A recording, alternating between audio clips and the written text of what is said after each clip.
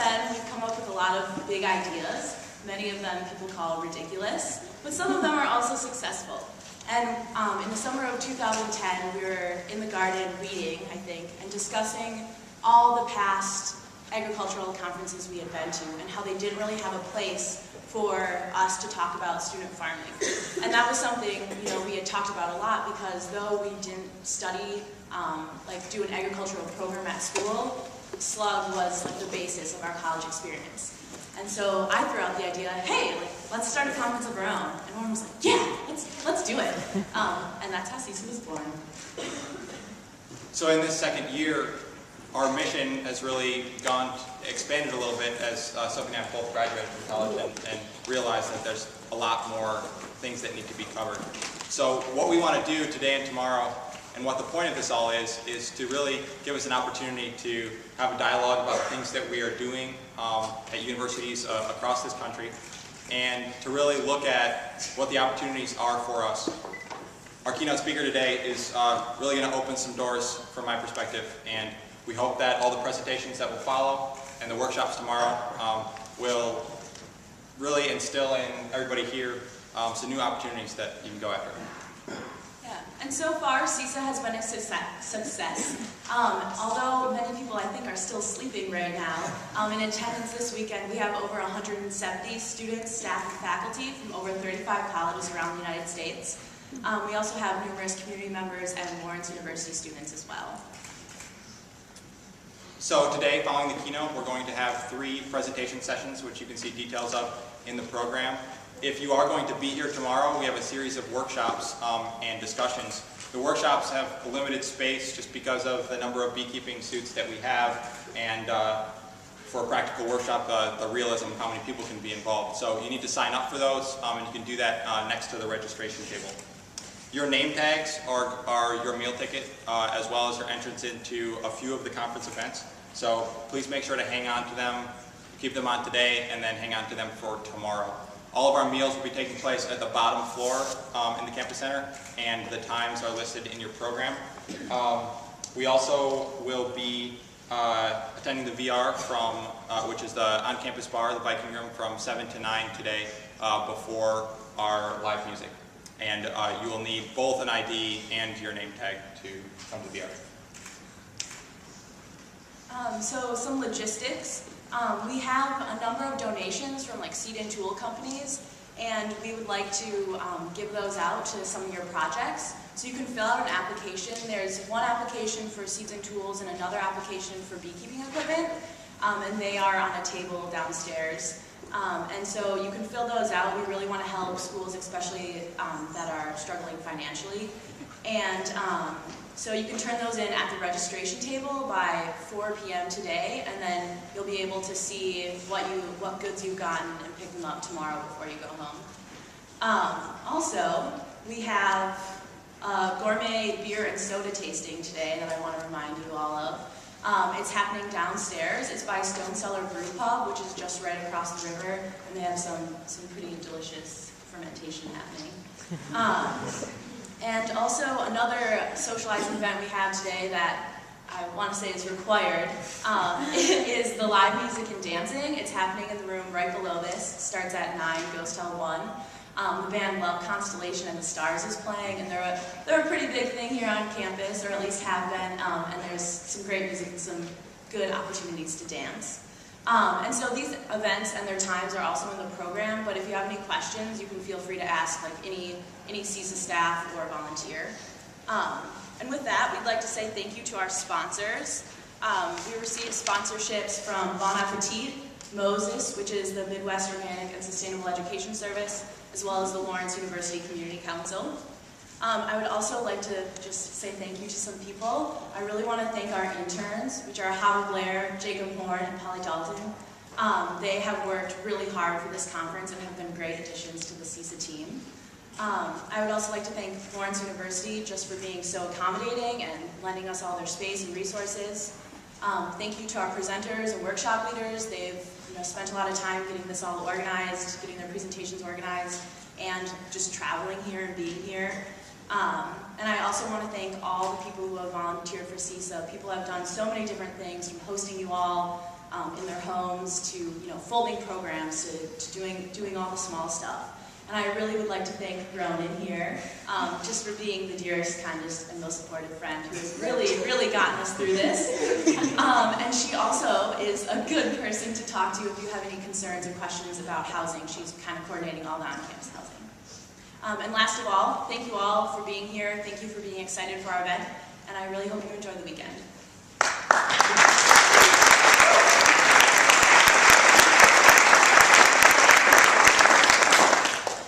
So leading up to this conference, Sophie and I and the other members of the SISA staff attended a number of conferences on sustainable agriculture and local food, starting all the way back in, I think, late October this last year.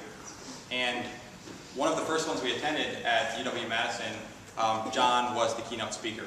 And from my perspective, the talk that he gave was very inspiring and really touched upon things that I had personally been thinking about and really play into all of the thoughts that will be expressed here today at this conference and tomorrow. And the talk that he's going to give today is really catered specifically to this audience, to us, and to this conference. And he specifically wrote a paper that this talk will be based off of, and that will be available online along with a video recording of his talk after the conference concludes. So I know that John is going to really open some doors for everybody here, as he has for me, and I want you to give a round of applause for John.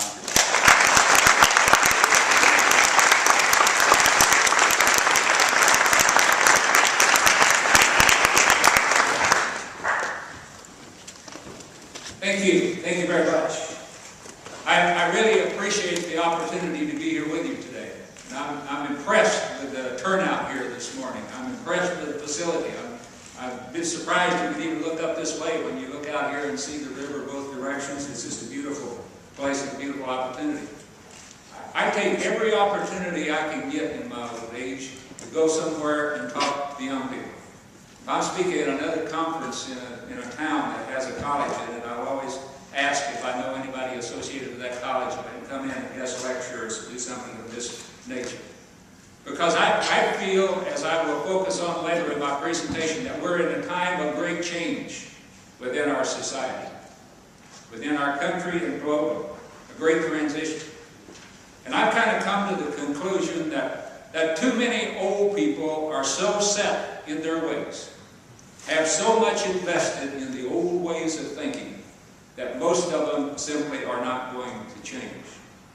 And the future is going to require new thinking. And it's going to be up to you people that are here today, you young people, to rethink how the world works and where you fit within it, and to recreate the future. And I want to talk to people today that before they've made up their mind about these big issues, I'm not going to try to tell you what to think or explain to you how the world works or whatever. I just want you to think for yourself and to keep your mind open and to continue to learn. And so I want to encourage you to think outside the box and to think in new directions, and that's what I'm going to talk about this morning, because you're going to have to truly create the world in which you live, including recreation of agriculture and of farming. The title of the paper that I prepared for this presentation was, I Believe in the Future of Farming. I believe to live and work on a good farm is pleasant as well as challenging, because I know the joys and discomfort of farm life and hold an inborn fondness for those associations which even in the hours of discouragement I cannot deny. That's part of the Future Farmers of America creed. At least it was when I was in high school, and it was still the Future Farmers of America. The Future Farmers of America today is FFA. They've basically given up on the future of farming and have adopted agribusiness. But I believe in the future of farming today. I believed in it then and I believed in it now, but I don't believe in the future of agriculture as it is today, or the trend that most people within our society are projecting for the future. The Future Farmers of America creed would been that I believe in the future of farming with a faith born not of words but of deed. But it's not the faith born out of words and deeds of the agriculture of the last 50 years in which my belief in the future is founded, but the words and deeds of the people that I've worked with over the last 20 years who are out here creating a fundamentally different kind of agriculture, a sustainable agriculture. I believe in the future of agriculture because I believe that we're living through the end of an era, the end of the industrial era, and the rebirth of a totally new era within society, and a rebirth of agriculture, and a rebirth of farming, and a return to what I would call real farming. You know, I grew up on a small dairy farm down in southwest Missouri. My brother's still on that farm and still milked cows there till a couple of years ago when he decided he was getting too old to milk every morning and every night. But back when I was growing up, there was only room for one of us in the family to stay on the farm, and farming was all he ever wanted to do. So I left the farming to him, and I went off to school to get an education. But I used my education to work with farmers, to prepare myself to work with farmers. I spent 30 years at 4 different academic institutions in extension working with farmers, so I continue to do that. But if I was a young person today in high school, I would become a farmer. The opportunities today are greater than they were back then. The opportunities are there today because it doesn't take as much land to make a good living. It doesn't take as much money to get started in farming. It doesn't take as much to really develop a good life on a farm today as it did back then. I would become a farmer. I'd get a good basic liberal arts education first, and then I'd go to the farm and learn how to farm on the farm. But it's that good education, the math and the history and the philosophy and the art and the physics and the chemistry and all of those things that help you understand how the world works and how a farm works, because farming in the future, we have to work with nature rather than trying to conquer nature. We're in a great transition within our society, a great transition in agriculture, and that creates great opportunities for those who have the courage to seize them. You know, too often people get in the habit of simply projecting past trends or looking at the current situation and say, well, those trends are going to continue on into the future. Well, if that was the case for agriculture, I would argue there would be no future for farmers out there. But trends never go on in the same direction forever. They always and inevitably reverse and move in fundamentally different directions. A few years back, there was a couple of people that wrote an article for Science Magazine, one of the 2 most respected journals in the world. And they proposed what they called the 20 great ideas of science. And these were ideas that they said that every educated person should understand. And they included ideas such as the relationship between magnetism and gravity and the laws of thermodynamics, the first and second laws of thermodynamics and things of this nature. But on that list of the top 20 was the principle that everything on earth operates in cycles. Everything. Physical, biological, social, economic, cultural, everything on earth operates in cycles. Now they published the article and then they asked scientists around the world to comment, and they got comments and published another article. And some of the scientists would tinker with the words a little bit, but almost invariably they left on their list this basic principle of the universal principles of cycles. So everything that goes up eventually comes down, everything that goes around eventually comes back around, and I would argue that that is true of farming as well. In fact, if you look in human history, you'll see that every 200 years or so we go through great transitions or transformations within our society. These great transformations are brought about when society in total changes its view about how the world works and where we humans fit within it. And when we change those ideas, it changes ultimately virtually every aspect of our life. Now, I'm an old man. I'm going on 73. And I've seen a lot of changes in my lifetime. But the changes that I've seen are not even remotely comparable to the changes that you young people will see in yours. People that are born in the year 2050 won't even be able to imagine the world that we're living in today. When I'm talking about change, I'm not talking about little changes that are ordinary, usual. Some people say the only constant in life is change. I'm talking about big changes. People don't make big changes like I'm talking about, in my opinion, until three conditions are in place. First, you have to come to the conclusion that what you're doing now isn't working and isn't going to work in the future. You have to have some reason to change. But that's not enough. You have to have some idea of something better that you can change to. Because lacking a vision, lacking a clear concept of what you want to change to rather than from, you'll just keep on, most people will simply keep on doing what they've been doing. And the third condition you have to have for change, you have to believe that it's possible to make the transition from where you are to where you want to be in the future. Most people don't chase impossible dreams. You have to have hope. And lacking any one of these three, people will keep doing what they've been doing because change is almost always uncomfortable. It's typically difficult and many times quite risky. And so you have to have good reason for change. In my opinion, all of those reasons. How does that relate to sustainability, sustainable agriculture? I think the questions of sustainability are the questions that are driving the transition today. The fundamental question of sustainability is how do we meet the needs of the present without diminishing opportunities for those of the future?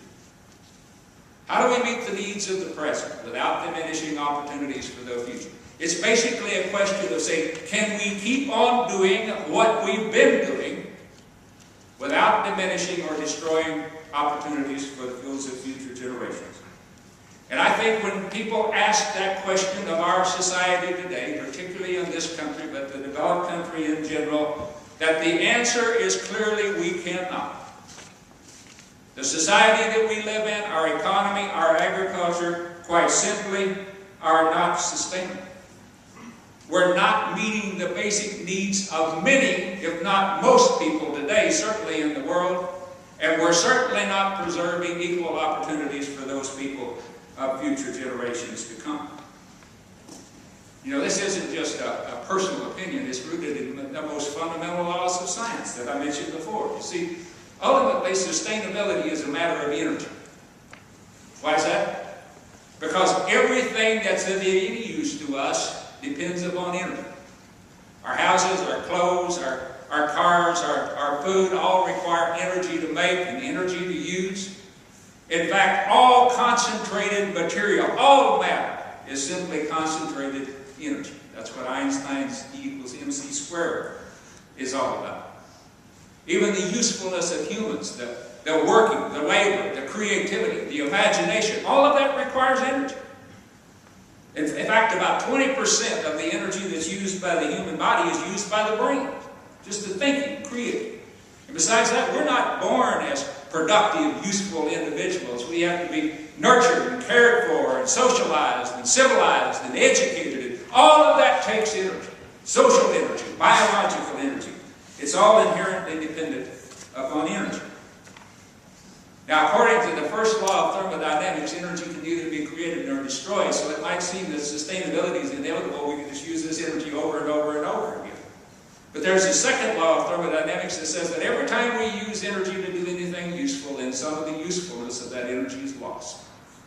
Why is that? Because when we use energy to do something useful, it always changes in form, in a specific way, from more concentrated, organized forms to more disorganized form. Like when we put gasoline in the cylinder of a car, we spark it, it does what energy has a tendency to do. It disorganizes, it dissipates, it drives the piston of the car, drives the engine, drives the car down the road. We didn't use up or destroy the energy, but now it's less concentrated, less organized, and therefore less useful than it was before.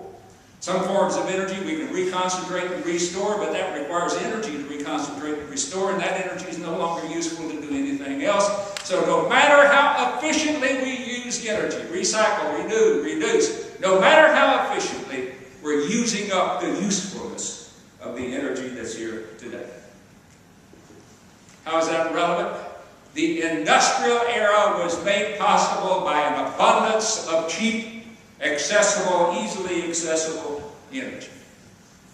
First it was the old growth forest, and then it was the surface coal, and then it was the shallow oil wells and the gas wells that drove the whole industrial era, that made this whole industrial era of progress and economic growth possible.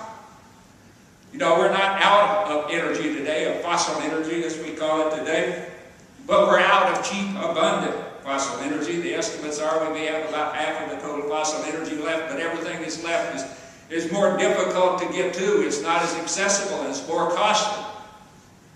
The coal is no longer, the old growth forests are gone. We have to plant trees now and wait to harvest them, and we're blowing the tops off of the mountains all across Appalachia to get at the last of the coal, and we're going to the depths of the ocean like with the BP oil spill and getting the last oil from the remote corners of the earth. And we're blasting or poisoning the crust of the earth to get at the natural gas. We're at the remnants of fossil energy, which means there's going to be less and less and less of it, and it's going to be more and more and more costly. And somewhere within 20 to 50 years from now, we're going to be at a point where there's very little fossil energy left that doesn't require more energy to extract than the energy that we get as a consequence of that. And in addition to that, as I mentioned, some of the sources we're getting from today, all of the remaining sources have environmental risk, whether we're talking about the oil or the coal or the natural gas or the nuclear or whatever it is. And we're confronted with the environmental risk as well as the depletion of fossil energy, which I won't even take time to go into, but all of the environmental consequences such as global climate change and so on, and the growing social problems that are a consequence of industrialization, with the growing gap between the rich and the poor and the social and economic inequity that's tearing the social fabric of our country apart.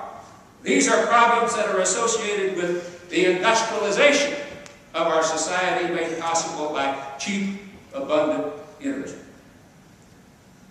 The only sustainable source of energy to offset the energy that's lost to entropy, the second law of thermodynamics, is solar energy.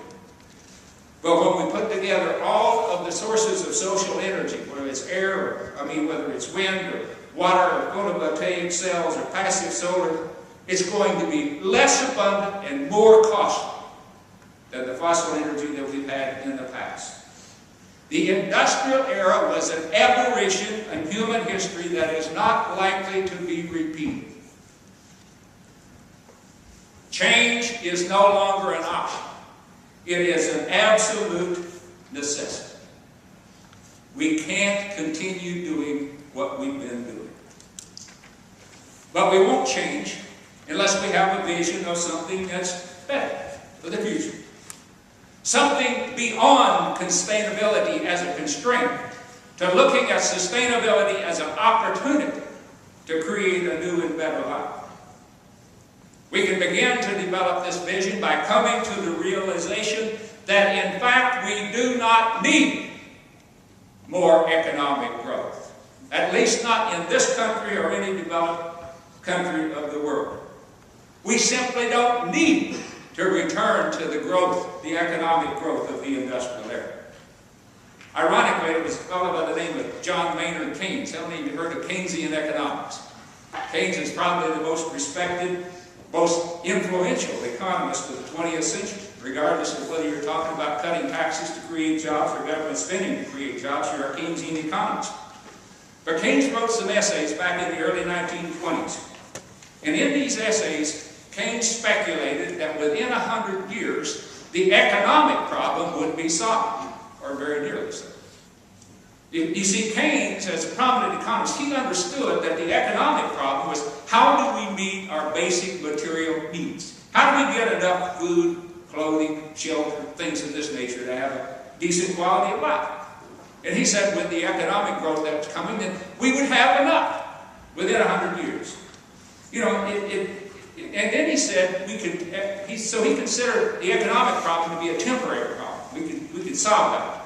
But he said the permanent problem of humanity was to learn the true art of living That once our pressing economic needs were met, that we could turn to the permanent problem of learning the true art of living, which was learning to live wisely, agreeably, and well. You know, as it turned out, Keynes was actually pessimistic. You know, there's a whole host of studies out here today. I call them the happiness studies, and I reference some of them. There's one review of 150 different studies that I reference in the paper that will be online that indicates that as far back as the 1950s in this country and in most of the developed countries, that we already had enough. That we already had enough material well-being to meet our needs for happiness and overall quality of life. Because it indicates that since that time, in spite of our tremendous increase in growth of income and wealth, there has been no increase in satisfaction, happiness, overall well-being in any of the developed countries of the world. Now, there are parts of the world that still need economic development. So-called lesser developed countries of the world. I spent a couple of weeks in China. I was talking over here this morning with Will about Sierra Leone and other places. There's other places in the world that still need economic, but there's enough resources for all the people in the world to have enough economic growth. Just not to live the way we do or to meet our expectations of the industrial era. There's a number of studies that would indicate that once a country is developing, once it reaches a level where it's producing about $10,000 to $15,000 per capita in GDP, or translated roughly into income, beyond that point there's no relationship between increased wealth, income, or increased happiness within the countries.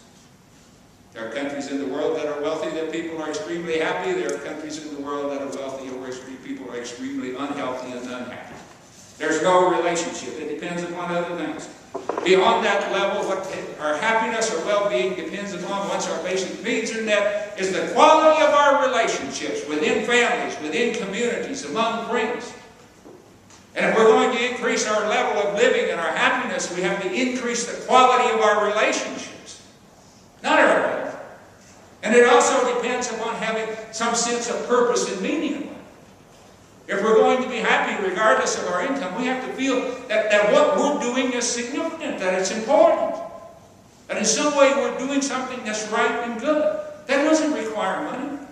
That doesn't require economic growth. It requires us looking within for purpose and meaning and looking to other people to build relationship. There's no end to that. The studies have shown that, for developing countries that want to develop, truly economically development in terms of betterment, is to focus on equity.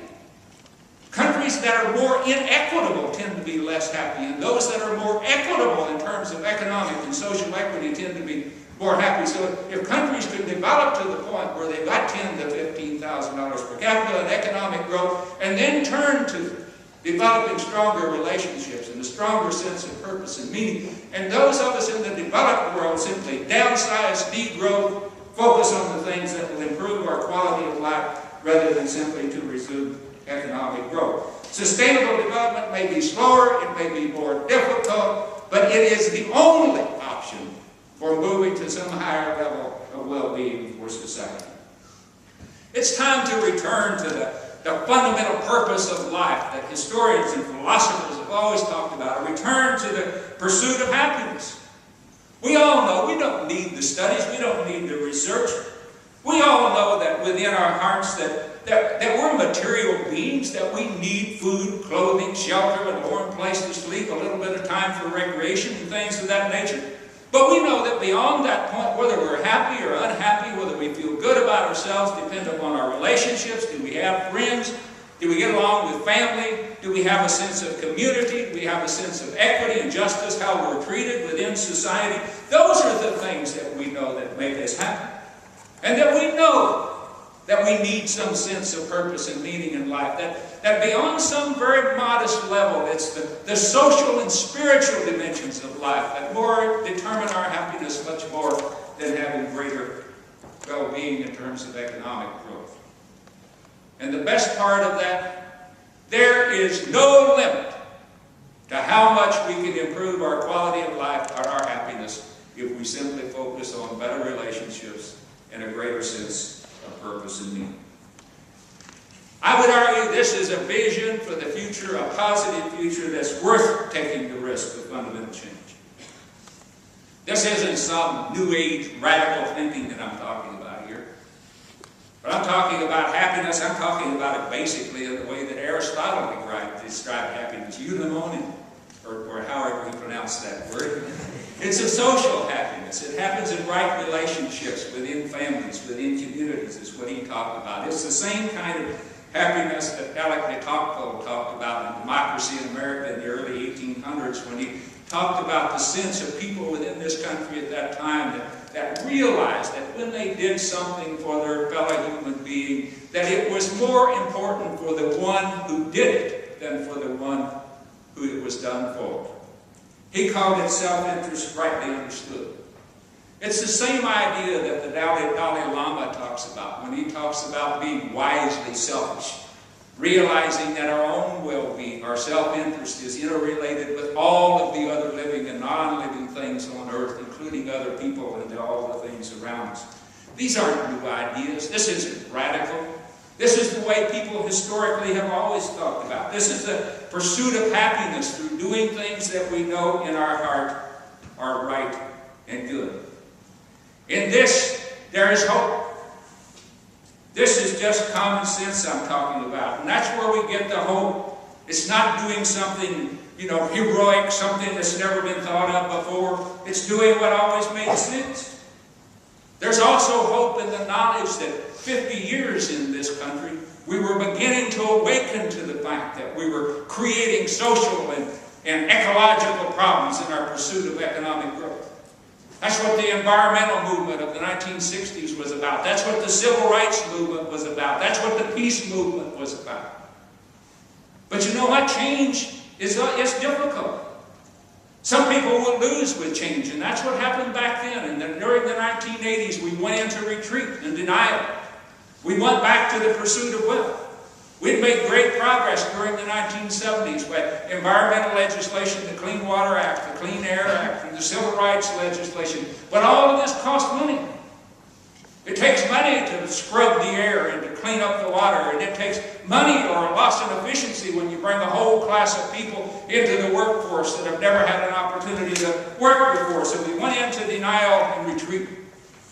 But what I want to tell the young people you hear today, that even though this was 30 years ago, you shouldn't let 30 years shape the whole future of humanity, the whole future of this country. 30 years is your whole life, but I can tell you it's just a blip in the history of this country. It's even less than a blip in the history of human civilization. We can do better than that. We were once started in a more positive direction, and we can turn back. In that, there's hope. We know that we were once better people, and we're still better people today than we're acting. In this, there is hope. So what's the relevance of this to the future of farming that I'm talking about? Well, I came to the understanding of these things, which I call my truth, through what I call kind of my story. And I'm not going to dwell on it. I can talk about it more in the question session if you want to, but up until the 1980s, I was a promoter of the industrialization of agriculture, the industrial model of agriculture, the specialization, standardization, consolidation and control into larger and larger farming operations. I believed in that. I thought it was good for the future of the country. I thought I was doing good work. But I had to come to the realization that it wasn't, that there was no future. I first came to the realization when I could see the impact of industrialization of agriculture on the farm families that I'd educated myself, hopefully to help those families. And during the farm financial crisis of the 1980s, which was a direct result of farming for the economic bottom line, it specialized, standardized, consolidated. We went into a financial crisis and the farmers were going bankrupt, and there was foreclosures and suicides on the news every night. And I said, this is not the kind of system that I bought into. This is not the kind of system I want to promote. And we see that continue today in spite of the fact that I changed directions, agriculture didn't. And so we see people forced off of the family farms and continue to see them forced off of the farms And the most important part, there's no jobs left in rural communities or no jobs left in societies for those that are forced out of agriculture. And so we see the social and economic decay of many of our rural communities across the country. We see the growing social and economic inequity with the wealthy within agriculture, the landlords and the few investors continuing to get wealth, much of it government subsidized, whereas the farm workers barely scrape by, and in many cases under conditions that are absolutely deplorable and degrading in every aspect of it. We see the impact of industrialization of agriculture, the ecological impact and the degradation of the natural quality of the soil, the pollution of the air and water with agricultural chemicals. And perhaps the industrialization is most epitomized by the giant confinement animal feeding operations that are going up all across Wisconsin, where the whole Wisconsin dairy industry is being industrialized today into multi-thousand cow dairy operations, not the 20 and 30 cow operations that I grew up with. These operations fill the air with a stench and the water with biological organisms and antibiotic-resistant bacteria and a whole host of things, and more important, they tear the social fabric of rural communities apart. And everybody involved in these situations on both sides think that they're doing the right thing, and that's what tears it apart. But probably the most telling part of it is we created an agriculture that's inherently fossil energy dependent. The food system in this country uses about 20% of the total fossil energy that's used, and about a third of that is at the agriculture at the farm level. It takes about 10 calories of fossil energy to produce 1 calorie of food. And in addition to that, we release the greenhouse gases. The CO2 is roughly equivalent to the fossil energy we use, because when we release the greenhouse gases, that's basically we're using fossil energy and releases those elements back into the atmosphere. And in addition to that, agriculture creates methane, which is a powerful greenhouse gas from the livestock operations that's scattered all across the country. This kind of agriculture is not sustainable. It is simply not sustainable. We can't continue doing what we've been doing. I told you I promoted this kind of agriculture for the first 15 years of my career. I believed in it, but I've come to the conclusion that the industrialization of agriculture has been an absolute failure. We told that we were going to make agriculture more efficient. We were going to do it so that everybody could have access to an adequate supply of safe and healthful food at a reasonable cost, but it didn't work. We have more hungry people in the United States today, more food insecurity in the United States today than we had during the 1960s. It's a USDA, it's a federal statistic.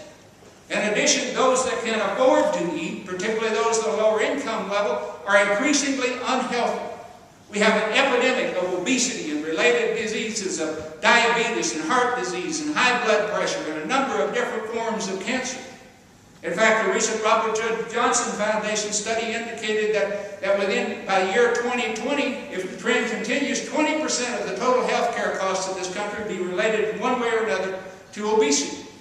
And if current trends continue, by the year 2040, a third of our total economic output, a third of our total income will go to health care costs. Folks, this is an absolute failure. The industrialization of agriculture seemed to make sense. It was a logical experiment, but it didn't work. It's time for change. Change is no longer an option in agriculture. It is an absolute necessity. That's the first condition for change. But where is the vision? Where is the vision? What do we do instead? I would argue that we simply need to return to real farming. Real farming was never just a business, never just a means of producing as most you can as cheaply as you can. I went back and looked up the definition of the word farm on Wikipedia. You can go do that. I'm not going to try to pronounce all the words where it came from. But it goes back to ancient words. This is Old English and what do I call it, Proto-English and Old Latin and various things of that. But the interesting part of all of it, it's in the paper. You can look up those words, the various ones that it came from, going back to ancient times. But the interesting thing was that virtually every one of those different words that the word farm is derived from has multiple meanings. Every one of them will have some meaning that's related to economics, like rent or tenant or way to make a living or something of that nature. But all of those root words will also have something like feast or festival or quality of life or celebration or something of that nature. There's always a social dimension as well as an economic dimension. And virtually every one of them will have a dimension such as security or solid or sustain or to provide. An ecological dimension. You know, sustainable agriculture isn't really something new. Sustainable agriculture is an agriculture that's permanent. An agriculture that's capable of maintaining its productivity and its usefulness to society. In order to do that, you have to take care of the land. You have to take care of people. It has a social, ecological. But farming has always had a social and ecological as well as an economic dimension. Sustainable agriculture is just returning to real farming. I contend that just like the industrial era, the industrialization of agriculture is an aberration in human history that has no future. The vision for the future is to return to real farming. All we have to do for the future of farmers is to reclaim the history of farming. In the history, farmers were held in high esteem. Thomas Jefferson talked about the yeoman farmer as being the backbone, the root of our democracy. He said it was the farmer, the yeoman farmer, that possessed the independence and the virtue that it took to sustain a democratic society. See, Thomas Jefferson didn't trust the businessmen or the financiers. He said government shouldn't support those kind of people because they were a threat to society. And given the situation that we're in today economically, you know, Jeffersonian democracy makes a lot of sense. Adam Smith in Wealth of Nations, kind of the father of capitalism, he talked about farmers extensively in that book, and he says it's the farmers that possess the knowledge and the experience. He says it takes more knowledge and experience to farm than about anything other than he said the liberal arts professions were right in there with farming as far as those that should be held in high esteem. And he pointed out, he said that in the eastern part of the world, in China and India, that farmers were held in high esteem. And he said they would be everywhere if it were not for the strong corporate influence that tries to keep down the farmer. And when Jefferson talked about the Eastern philosophies held in farmers in high esteem, he was talking about Confucius, among others. And Confucius ranked farmers second in the hierarchical status within society, only behind the scholars again, but then the farmers, and then came the workers, and then on the bottom were the business people. You see, I'm an economist, so I can talk about those kind of things. But all of these people historically ranked the farmers at the top or near the top, and it was the business people, the agribusiness, that was at the bottom. The future of farming belongs to those people that are willing to return to real farming. So where do we see this hope today? Where is the sign of hope? I would argue that the best sign of hope is in what I call the sustainable agriculture movement. That's where I've spent most of my time since I retired about 12 years ago, going around the country and talking to various conferences, and most of them have to do with sustainable agriculture in one sense or another. These farmers may call themselves, they may be organic farmers, certified or not certified organic, maybe ecological farmers, holistic resource management, maybe permaculture, maybe practical farmers, innovative farmers. But all of these farmers share this broader vision for the future of agriculture that includes a commitment to the future generation as well as feeding people of this generation as well. A commitment to taking care of the land, caring about people, making a good living on the soil. Balancing the economic, the ecological, and the social. As you go around the country today, there are at least 8 conferences now across the country that will draw 1,200 or more people per year, and there's a couple of them, including the Midwest, Upper Midwest Organic Farmers Association over in La Crosse, that will draw 2,500 to 3,000 people a year. And most of these organizations are less than 20 years old, and they've grown from practically nothing. And the number of the big conferences grow every year, and there's so many now that will draw 500, 700, 800 people a year. There's no way I can keep track of them anymore. Virtually every state in the country has some sort of a sustainable agricultural organization that will draw 100, 200 people a year. This is the future of farming. This is where you can see it. I encourage you, if you want to get inspiration about the future of farming, if you're interested in farming, go to one of these conferences. The thing that I've noticed in the last couple of years is the number of young people For a while there was a sense of despair that the people that started this movement back in the 50s or 60s and 70s were getting older and not able to work as hard. We're saying, where are the new farmers coming from? And now we're seeing it. You go to the conferences, there's young people, there's young families. I spoke at NOVA in New York, Northeast Organic Farming Conference in New York. We had about 1,300 people up there this year. And I think at least a third of it would have been under 35, maybe under 30. Families with kids and music and festival and great time by everybody. That's where things are going on. There's opportunities out here today that simply did not exist when I was a young farmer. When we talk about the future farmers, there's going to be more opportunities rather than fewer as we've seen in the past. Because the kind of farming I'm talking about is knowledge intensive. You have to understand how nature works. You have to understand relationships among people. It's about being ecologically sound, socially responsible, which means it's management intensive. It requires more people to farm fewer acres, more people for fewer dollars, more people, which means more farmers if we're going to feed the people of the future. I'm not talking about going back to 40 acres and a mule and going back to the drudgery labor that basically was there when I was a kid. We have all kinds of new technologies today that can be used at a human scale, can be used at a small scale. We just promote these huge humongous machines out here just simply because they make money for the manufacturers of it. There's many areas in the world that are using the smaller technology. We have the technologies today like the microcomputers and the internet that gives you access to information that simply wasn't there before. What we're talking about is the information-intensive kind of agriculture.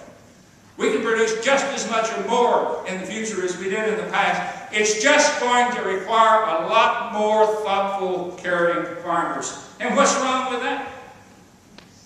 And in the process of recreating agriculture, we're going to restore and revive the sense of communities, not just in rural areas, those communities will be revived, but the urban communities as well, because we can have agriculture in urban areas. There's much agriculture going on now in the urban areas of Detroit and Chicago and various other places where we're dismantling the old industrial cities and replacing them with cities, with farms in the cities, on the rooftops, but also in the vacant lots.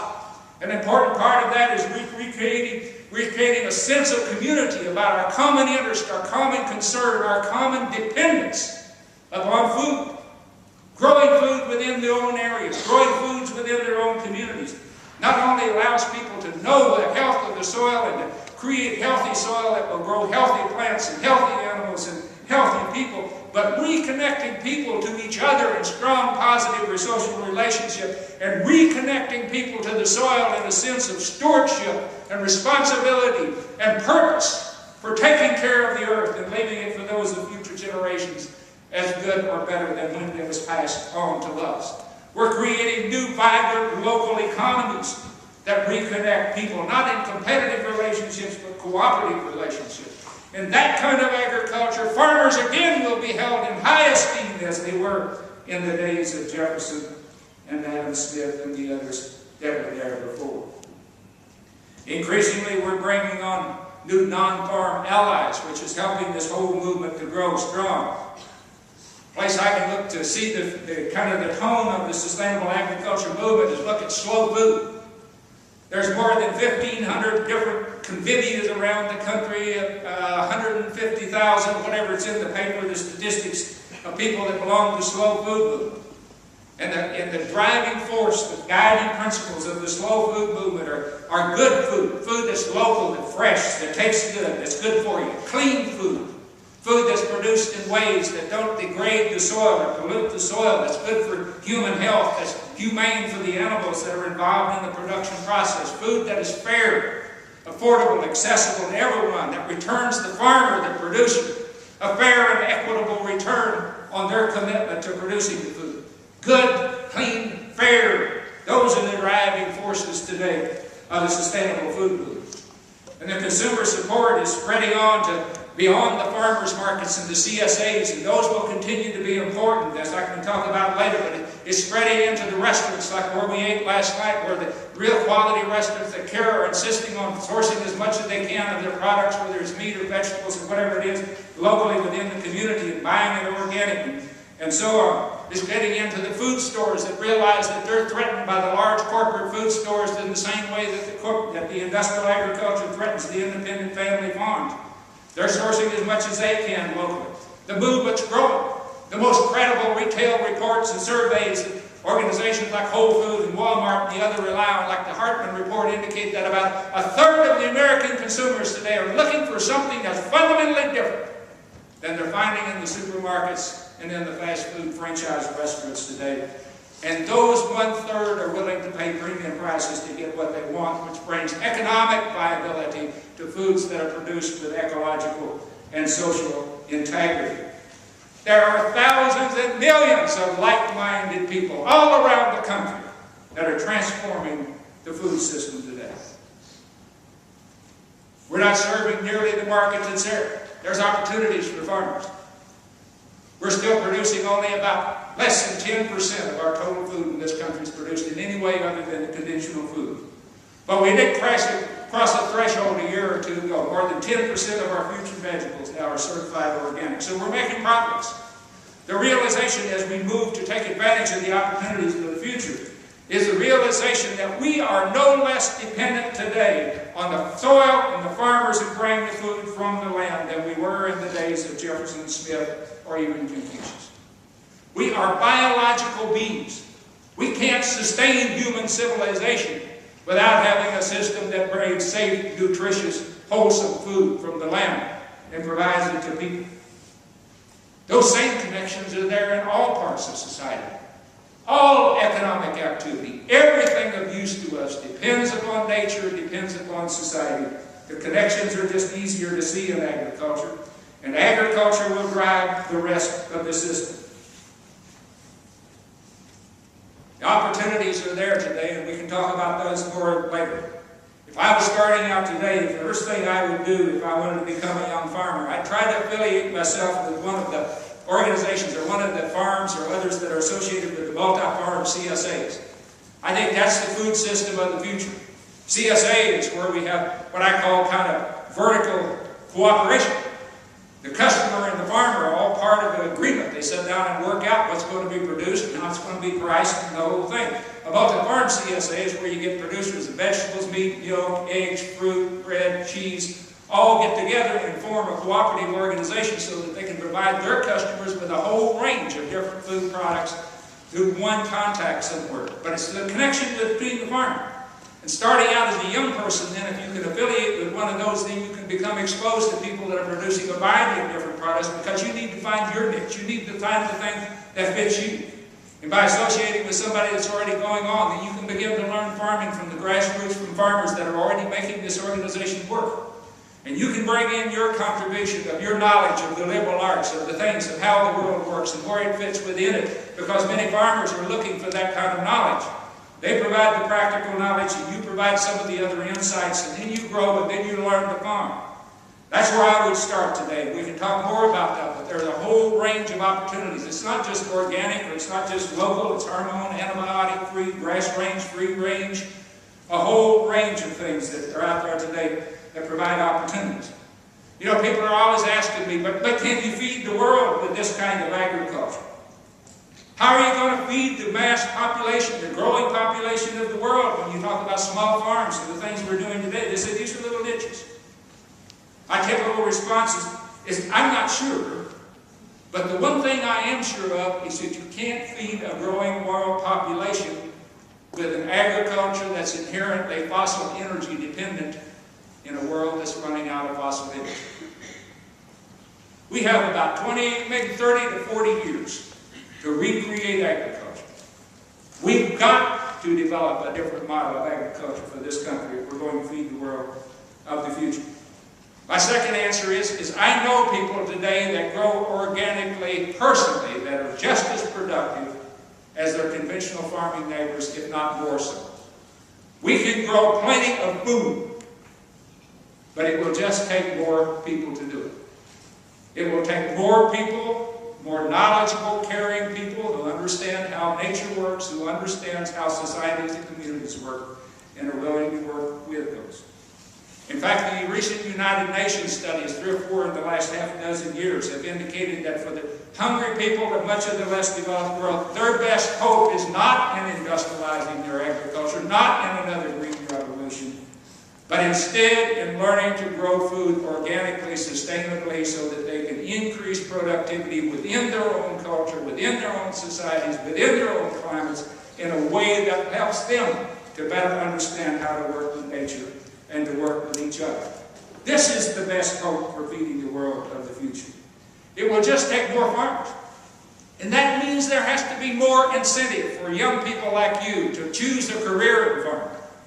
Not just economic incentives, but you've got to come to the realization that the quality of life is what we're going to be looking for in the future, whether it's in agriculture, industry, finance, or wherever it is. The days of economic growth are gone. Good. Now let's turn to the permanent problem of learning to live wisely, agreeably, and well. And I would argue that those opportunities are as greater on a good farm for thoughtful, caring young people as they are anywhere else within the site. It's not going to be easy. The defenders of the status quo are strong. Those in position of economic and political power don't want change, because they're benefiting from the current citizens. They're benefiting from the extraction and the exploitation. And they will create all sorts of excuses that say that we cannot change because they want to continue to pursue wealth, because in that they've been successful, and they don't know whether or not they can survive in a changed world. When John Maynard Keynes was talking about the change or solving the temporary problem, he says that no country could look forward to this time when we would have enough without great dread. Because he says the human species since its beginning has been striving to get enough. And society is built around this striving to get more and more and more when we have enough. And he says that even after we've had enough, we'll be so tied up in the striving that we continue to strive even when getting more doesn't do us any good. I contend that's where we are today. We're a nation of strivers, striving for things that have no hope of really increasing our quality of life. He says that those who will benefit from the freedom of pressing economic cares will be those who do not sell themselves for the mere means of life, but focus instead on cultivating the true art of living. Enjoy the abundance of learning to live wisely, agreeably, and well. It'll take courage for young people today to break out of the status quo, the expectations of their parents and the societies that you've got to get out and make a lot of money out here, and to choose instead and say, I want to live a life of quality. I choose instead to focus on living wisely, agreeably, and yes, well, having enough to meet my economic needs, but not at the sacrifice of my relationships with friends and families, and not at the sacrifice of my ethical and moral principles of knowing that what I do is right and good. Now, I don't want to romanticize farming and say that it's a great panacea that anybody can go. I tell young people today, don't even think about getting into farming unless you feel in your heart that that's what you were called to do. Unless you feel that there's a sense that what I really have been put here on earth to do is to be a farmer, or to somehow be involved in this food system. It's not just the farmers, there's other opportunities out there as well. Because there have been and will continue to be far easier ways to make more money than farming. But if you feel that farming is what will give your life purpose and meaning, then I would argue you will find some way to make enough economic return to make that life feasible. Why is that? Because it simply would not make sense for you, me, or anyone else to be given a purpose in life that we do not have or cannot find the means to pursue. And I would argue that if you feel that what you want to do with your life is to farm, then a good farm, a real farm, is a good place to learn to live wisely, agreeably, and well. And that is the hope for the future of farming. Let me close out by a quote from Václav Havel, the Czech philosopher, reformer, and past president of the Czech Republic. He says that hope is not the same as joy when things are going well, or the willingness to invest in enterprises that are obviously headed for early success, but rather hope is an ability to work for something to succeed. Hope is definitely not the same thing as optimism. It's not the conviction that something will turn out well, but the certainty that something makes sense, regardless of how it turns out. It is this hope, above all, that gives us the strength to live and to continually try new things, even in conditions that to others seem hopeless. And he concludes by saying that life is simply too precious to permit its devaluation by living pointlessly, emptily, without meaning, without love, and finally, without hope. Now, I'm an old man.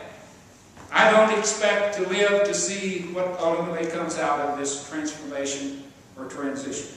It'll happen after my time, but that's not important. Because my hope is in the millions of young people across the country, like you young people that are here today. You know in your heart, by the fact that you're here, that what we are doing is not sustainable. It's not working, and it's not going to work in the future. Many of you here today have a sense, or at least a glimmer, of the new vision of a new and better world, of a better way to live, a better way to work. One that's about relationships, one that's about purpose.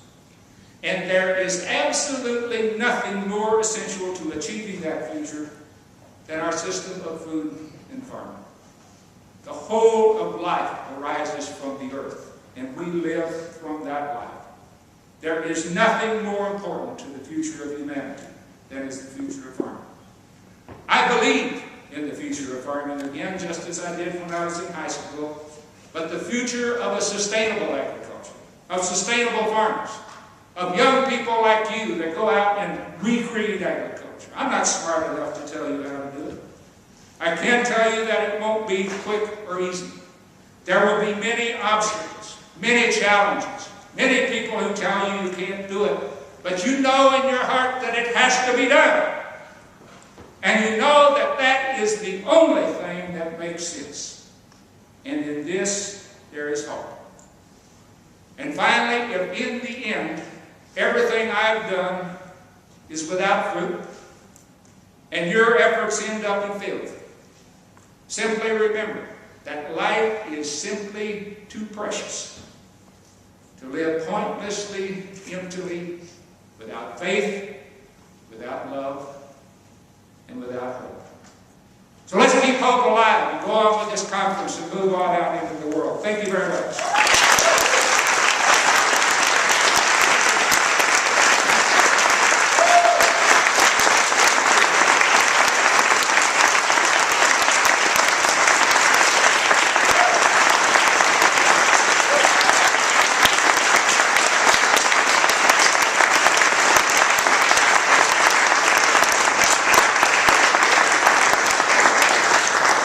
Thank you. And I want to leave plenty of time for questions because I want to talk about what you want to talk about now. Okay? So if you have a question, I'm going to bring the microphone to you. I want everyone to know that there are two opportunities to have a meal with John, both at lunch today and then again at dinner. There are maybe 20 or so seats in the private dining room that is right off of the main dining room. So I guess it'll be whoever can fit, and we'll see how that goes. Okay, I'll start by saying that what I've said is my truth. I say it with conviction because that's what I believe. But if your truth is different, so don't be afraid to disagree with me. I won't be offended. You know, I make so many mistakes in my life. I'm not offended when I challenge what I have to say. Okay, we got a question back and a question right here.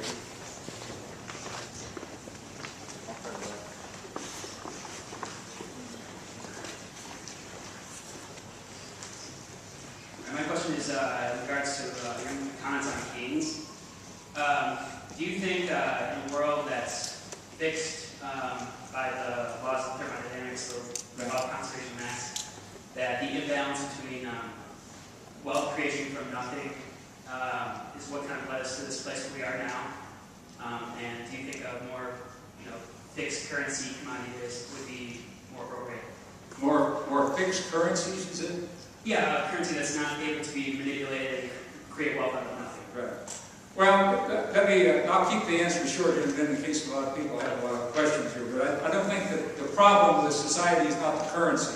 If that's what you're getting at here, the paper currency or whatever it is. The problem with society is the people that use the currency, that use the markets. It's the currency system and the paper currency just make it easier to fool people and manipulate people. But it's what's in the heart of people that cause people to want to exploit other people. So I don't think it's that kind of system. Now, if you talk about can we meet the needs of the world, you mentioned something about creating wealth out of nothing. You don't create real wealth out of nothing. You create the illusion maybe of wealth or the illusion of income, but you don't really create any real wealth until you've done something that's basically truly useful to people. And much of the wealth that's been created in our society, particularly in the last 10 years, but really in the last 20 years, has not been real wealth at all. It's been an illusion of wealth. And now and then that illusion or that bubble bursts, and then we fall back to something that's more close to reality. So we're not really creating wealth, we're creating the illusion, and the paper money just makes it easier to create the illusion.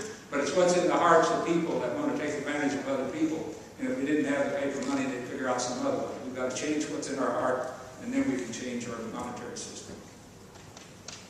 Yes, we got one here, and then we have one back here. And I'd actually like to build off of that too. I agree that if we have a currency that is just created out of nothing, we don't have an understanding of what true value is. And so you have made the comment about quality of life, Right. and how quality of life in a society where we don't understand what value really is very superficial and it's very materialistic. So I completely agree when you said we need to change those standards. We need to change values.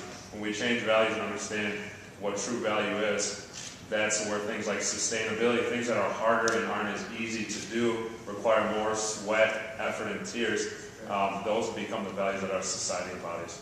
And those are things that are really worrisome. I want to address this one remark you made. We don't create money out of nothing. People think that the government just creates money out of nothing. You hear that a lot, but it's not really.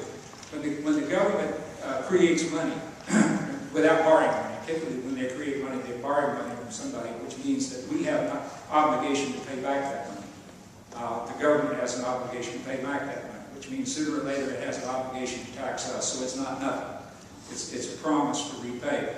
When they don't borrow money from somebody else and they just create money, what they've done is they basically borrowed money from us and they didn't tell us. We created an obligation, and either we pay back that obligation by reducing the money supply and taking that money out of circulation that's been put in circulation, or if we don't do that, it shows up in inflation in terms of having more money than there is anything to buy, and so that costs us all in terms of higher prices for the same thing. So it isn't created out of anything. When money is created, it's a promise, it's a loan. Loans are basically the same thing as money.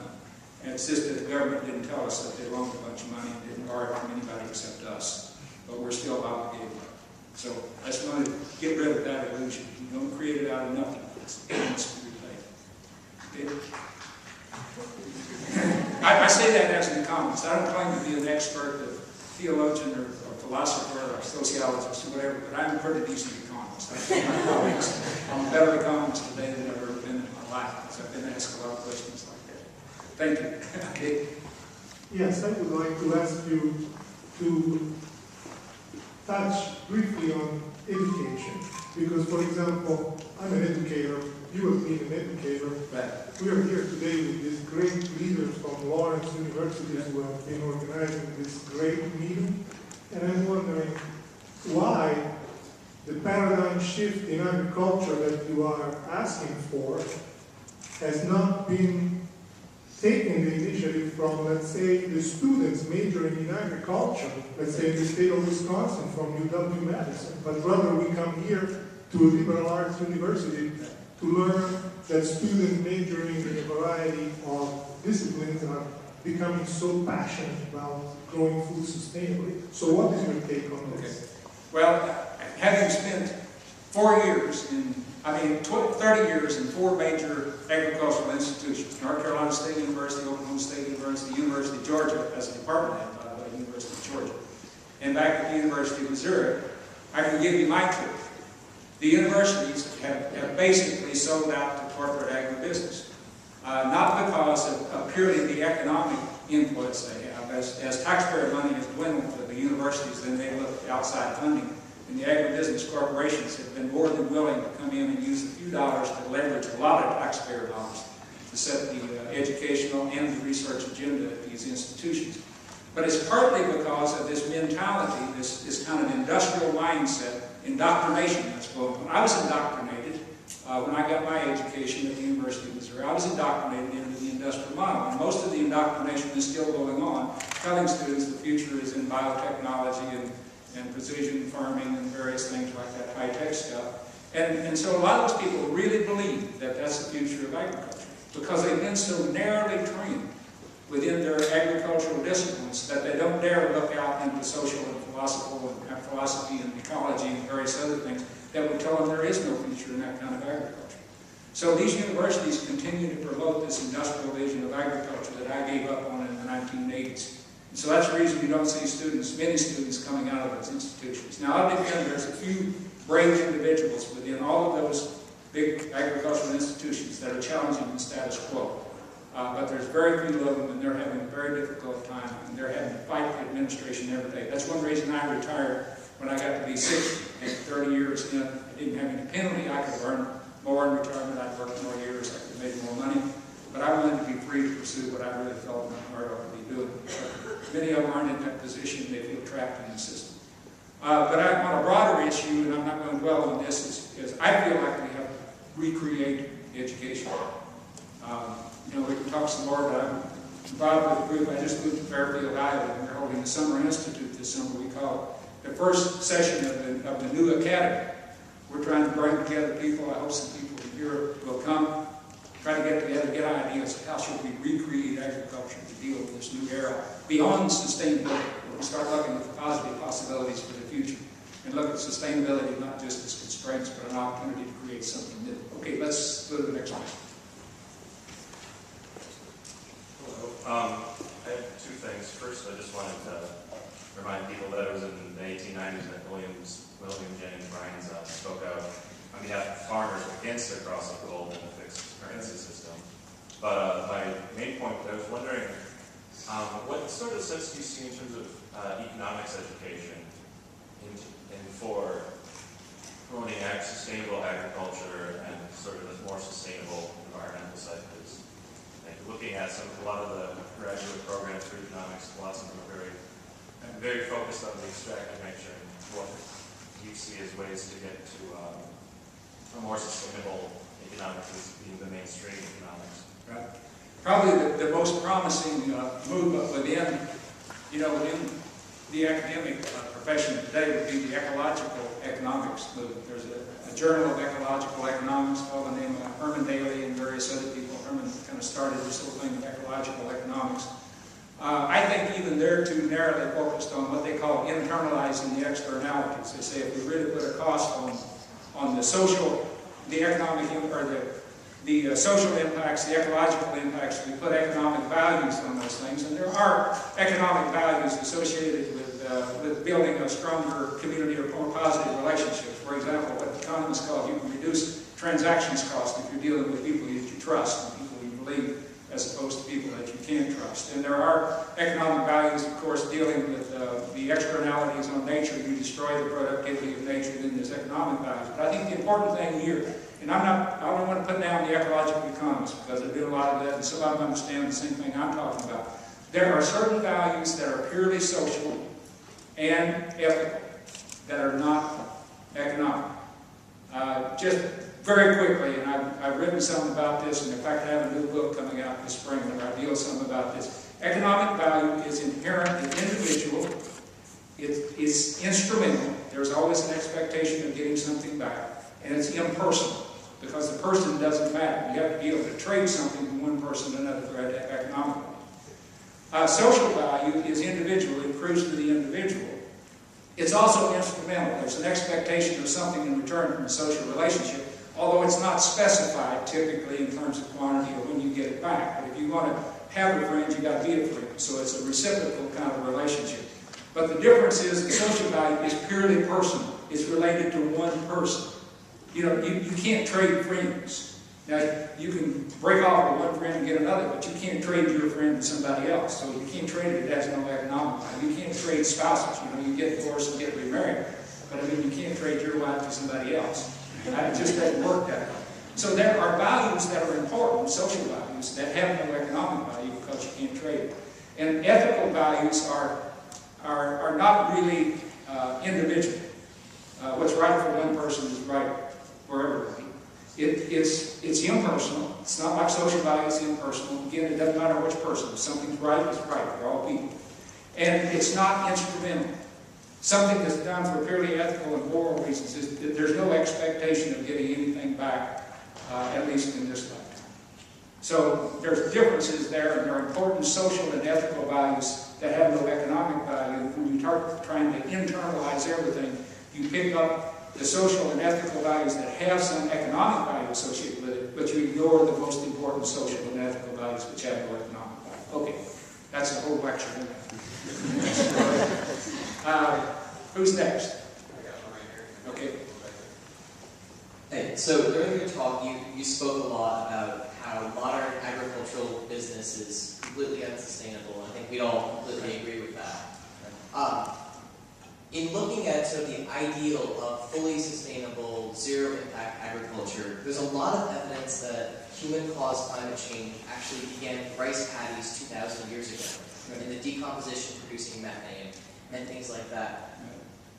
If we're looking for really the true ideal, how far do we have to go to get back to that? And sort of how does agriculture interface with the real carrying capacity of the planet so we can get to a space where we're doing no harm? Right. But is that even possible with the number of people we have nowadays? Well, I think you start with a new understanding of what we know and what we don't know. And I think there's a whole lot more that we don't know than that we know. And the older you get, and the more you know, the more you understand that you don't know. So I don't get too tied up in the fact that we've gone beyond the point of carrying capacity, or that we're never going to get back to where we were. When people ask me, how do you start living a sustainable lifestyle? That's the way we start getting back to there. I say, you look at your own life and your own situation, and you don't try to make every change all at once and say, I'm going to be totally sustainable next week or next year or whatever it is. I'm not going to do anything negative for the environment, anything negative. I mean, you're just not going to make it. It's like an old man, you know, that gets to be 50 years old and he's out of shape and overweight and got a bad heart. And say, well, I'm going to start running 5 miles every day. Well, if he makes it the first day, he may not. And if he makes it 2 or 3 days, he's so stiff and sore he can't get out of bed, and he says, I'm going to give up on this and quit. But what it is, and I'm getting back to your question, is I think with every decision that you make, you say, okay, just not what's in it for me, not is this the cheapest, or is this how I'm going to get the most economically, but what are the social impacts of this, and what are the ecological impacts? And then you come back to the point, then can I afford to do what I really want to do? And you have to balance those 3 things. That's what sustainability is about. Your ecological impacts, your social impacts, and the economic impacts. But if you're not giving priority to the economic, you're saying, this is what I want to do, and this is what I feel that I can afford to do today. And that's the way you make the transition, and that's the way it is in farming. We need to start within farming today, doing what we know how to do, that has less negative social impacts, that has fewer negative environmental impacts, but still is economically feasible. You know, I would argue if you're out here and you're out here raising a family and you say, I'm going to farm in the most sustainable way, 0 impact on nature, 0 impact on society, but I'm going to starve my kids to death, or my wife's going to have to work from sun up to sundown, that's not sustainable, folks. You're not going to sustain those personal relationships. You're not going to sustain your own health. You've got to find some way to balance it. And so it's not looking at this impossible sort of thing. It's saying, okay, how can I change my own life and the way I'm doing things? And the most important part of that change is the realization that with every step you make towards sustainability, it is not going to be sacrificed. Life is not going to be more difficult. Life is going to be more rewarding. You may be working harder. You may be thinking about different things. But your life is going to be more rewarding, socially, ethically, and economically. And you continue to make those steps, and you trust that if you do your part, I do my part, everyone else does their part, then we're going to do whatever we can to move toward a more sustainable human society. Have we already gone too far? I don't know, but neither does anyone else. Did we start making the irreversible trend in the year 2000, the year, I don't know what year you put on, I don't know, but neither does anybody else. These are people just making guesses. I think they'd be better spending their time saying, how do we move in a positive direction, rather than trying to argue that we can't possibly do anything because it's already gone too far. You know, what's important in life is to make the best of the potentials that we have left before us. That's what makes a good home. That's what living with purpose is about. You say, what are the things that I can do? What are the things that I can do that will make a contribution to a better society, a better humanity? You know, if we do that, and we've done all we can do, we have to trust that somebody else will do all what they can do, because there's a limit to how much we individually can do. But that's all we're supposed to do, is whatever we can do. Next question. Now, one more here, and then we'll have time for one more after that. Okay.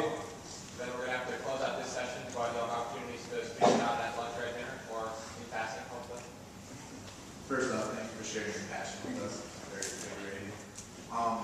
You commented about third world countries not needing another green revolution. Yeah. I would like to bring up Bandit Shiva. She writes and talks a lot about the women in their backyard gardens actually feeding about 2/3 of the mouse of the world, the whole population. So there's not so much that we need to help them. There may be things that they can do to help us, because that's how they've been surviving through their culture, through their pandemics for years and years. And I guess I would like to know just your thoughts on the seed banks that they're creating around the world, and if they're even beneficial and diverse. I agree with what you're saying. The agriculture needs to fit the culture within which it's evolving and things of that nature. I wouldn't necessarily agree that there's nothing we can do to help. There might not be anything we can do to help. I don't know for sure. But it's kind of like what I quoted Alec de Tocqueville talking about self-interest, rightly understood, that doing something for somebody else is more important to the one who does it than the one who is done for it. I think we have a responsibility to do what we can to help people in other countries develop their economy and their society, but not develop it for them. To support them in the things that they want to do, and the kind of agriculture that they want to do. I don't think that, if you talk to Bandit Shiva, I don't think she would say, well, the people in India have the best agriculture they can possibly have. I think there's always room for improvement. The people could always be better fed. In fact, I reviewed a couple of PhD dissertations from India, and hunger is still a major problem in many parts of India. And so there's opportunities there for increase the productivity of agriculture. And we can help them do that, not by imposing our kind of agriculture upon them, but supporting the kind of agriculture they want to develop and helping them remove obstacles that they see to developing their agriculture better. But it's more for us than it is for them. I think we who have been blessed with so much material wealth need to use that material wealth to do good in the world to the extent that we can. Not take over other people and use it like we have to get access to their resources so we can exploit them and things of that nature, but truly help them develop the kind of culture they want. That's my view. One more question. We have one here. If we have two, I'll be real short. You mentioned that equity is the source of happiness, and we have, I think, a huge criticism that a lot of local and sustainable movements are, you mentioned the premium price of those products a lot of times. And also that this movement is coming out of liberal arts institutions, which are, filled with people who can afford to be here for the most part. So, do you have comments on how we can, sell this idea of every step we make towards sustainability being more rewarding for everybody? Right. Well, let me give you a quick answer to that. The answer for making food affordable to everybody is not to focus on the efficiency of agriculture and cheap food, because it didn't work. We've been trying it for 60 years. The thing we need to focus on is changing our whole idea to think more broadly than we have in the past. Just how do we make food cheap? Because we need to realize that 80% of what we spend in the grocery store today is not the food itself. It's packaging, processing, advertising, transportation, all of the things like this. If you have less money, you've got to have less of something. And so we can help people, that low-income people, realize, and oftentimes they're buying more of the smaller quantities, more highly processed packaged food than anybody else, because that's what's available and they can't buy in quantities or whatever. But if they bought the basic food locally, the raw materials locally, and knew how to prepare it themselves, and knew the importance of preparing it themselves, and really buying good fresh fruits, vegetables, meat, eggs, milk locally, then you're only buying the 20% part, not the 80% part. You can't go all the way there. But I would argue that in a lot of cases where people are spending 50% of their income on food, they could be better off, you know, if they quit a part-time job and started preparing their own food. But if you don't know how, or if you don't know you can, then you can't do it. So we got to be concerned about the whole person, not just making food cheap, but making sure that people are well fed, just like people in other countries creating something for them. Help people understand how to prepare their food and how important it is for their kids to have healthy food, and then I think they'll take the time to do it. But it's thinking about the whole person. If we really cared, there wouldn't be hungry people in the world today, except we don't care enough to really try. Yes. Final question? We have one more? Okay. Very good. I appreciate the opportunity to be here with you today.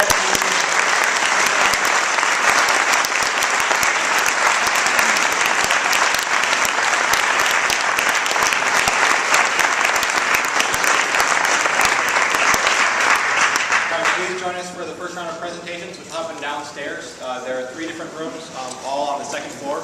We're on the 3rd floor right now. And if you have trouble finding the place you want to be, just ask someone who has Lawrence University written on the name tag.